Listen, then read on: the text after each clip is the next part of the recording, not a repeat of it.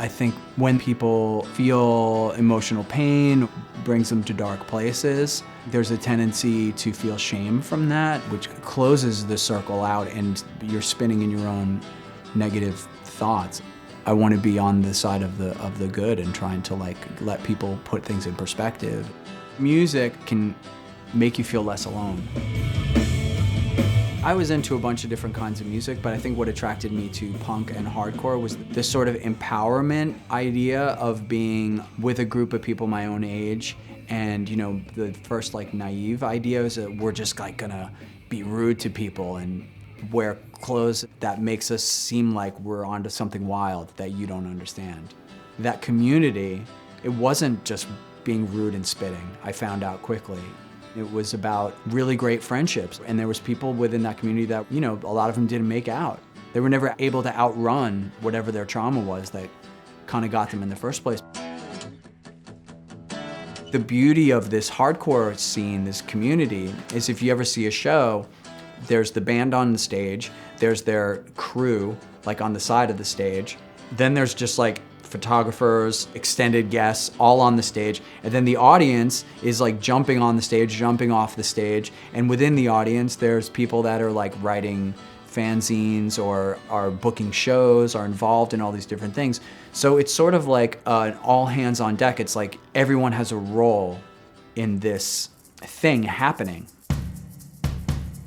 Some people are gonna fall down and pick them up, and someone might get pissed off and then a fight starts, and it's the community's responsibility to police that behavior too, but without assigned hierarchies, you know what I mean? And those hierarchies are very marginal. I think that's really beautiful, that community aspect. It nurtures people and it'll weed people out too. It's not just okay, well, here's the entertainer and I'm the passive subject. It's you're a part of it. People are diving off the stage. It's called the trust fall, but it's beautiful to watch and to be a participant in. And I think that is inspiring in a world where people, I think, are super isolated generally because you're working from home. Your entertainment is on your phone. You're on the train, you're on the phone. They're getting their information based on algorithms that are just reinforcing and narrowing their worlds. And I think that there's got to be a reaction to that. I've also met the most creative and interesting people. I can't believe I learned how to play guitar. I figured that out. It hurt, my fingers. But once I was able to figure that out, it was a way for me to, make friends and do stuff and eventually travel the world and do all the things that I wanted to do. It's just so meditative for me. And I'm not trying to get better at it. I'm just doing it because it calms me. And that while you're doing it, you're creating, so you're just drawing from your psyche, from the magic of the world, whatever emotion is running through you, it's resonating through this instrument. When you're on your high horse and things going your way, you really don't appreciate what you want. There's a song that I heard when I was a little kid called High Hopes. It was about this little ant that chopped down a rubber tree. I don't know, something about a rubber tree and an ant. It was some sort of little train that could kind of story. So I kind of reimagined that song. If you're depressed, you'd be like, no, we got this, let's go. It won't get me down 'cause I got high hopes. When you're on the bottom, the place to look is up. Things are getting better, don't you stop, don't say enough what you achieve. Well, that's for you to choose. You feel this way at this time because something real, material happened. How you're feeling about that and how you're interpreting and what's going on in your mind and your psyche at that time isn't forever. Things pass. Well, pick yourself up, get off the fucking ground. These high hopes that I have keep me from getting down. I think when I was writing High Hopes, it was really a mantra for myself, just to be more lighthearted about things. High hopes. Therapy's been very helpful to me over the years. The first time I went, I had this concept of therapy and it being this Freudian thing and you have some sort of defect. I feel like it's moving away from that. Being a person has a lot of challenges. I'm having a great time right now, but I could get a crappy email later on that could send me into some sort of a spin, I don't know. People can be judgmental of people's trauma, oh, that's not hard, okay. But it's not the point. It's not hard to be kind, it's not hard to be open, it's not hard to be understanding, or it shouldn't be, you know? It shouldn't be. A spirit of lightness is a really good thing to have going through life because you can really get caught in the weeds.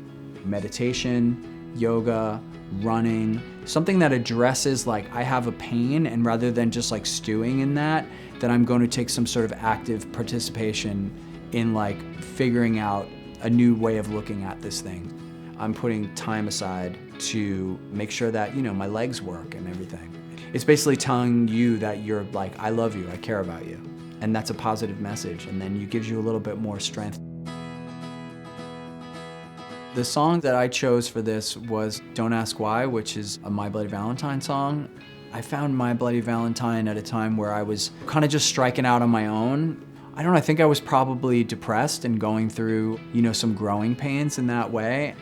I remember listening to it, I was in England for the first time, it was just super depressing weather, and I was cold, and I was in kind of shitty conditions, and just this song in particular just sounded like something that I've felt that had never been expressed, but through this song it was expressing something that was just in me, and it was like this perfect feeling of a sadness that I related to, but also there's some sort of sweet, you know, it's like a happy sad kind of cocktail.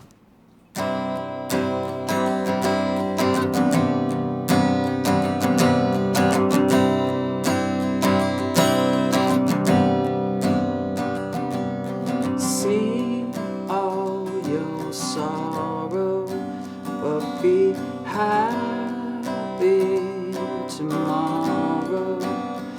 From the back of my mind, I was searching, and from the look on your face, I believe it's not too late.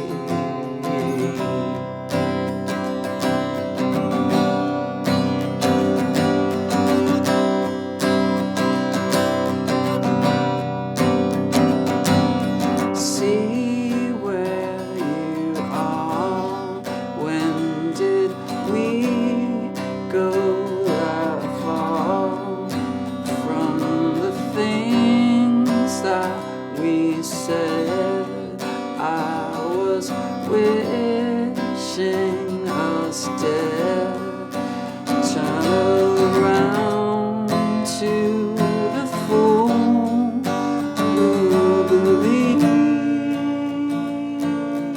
Don't ask why.